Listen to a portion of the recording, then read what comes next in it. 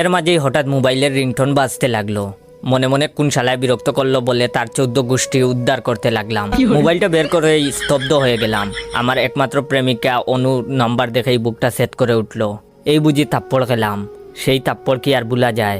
Breakup করবো ভালো কথা, কিন্তু কি থাপ্পড়ই না মারছিল। এতদিন পর হঠাৎ কল করলো, কারণ কি? বয়ে বয়ে ফোনটা রিসিভ করলাম আর বললাম হ্যাঁ হ্যালো।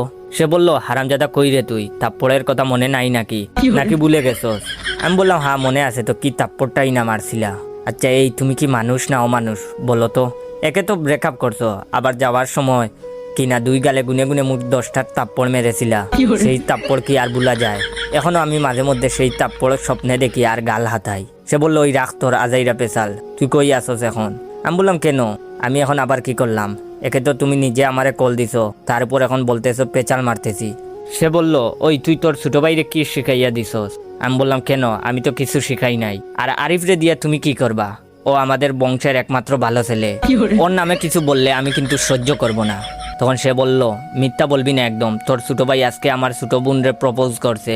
আমি বললাম আরে বাহ, ঠিকই তো আছে। তাহলে বেয়ান সাহেবা বলেন বিয়া কবে? অনেকদিন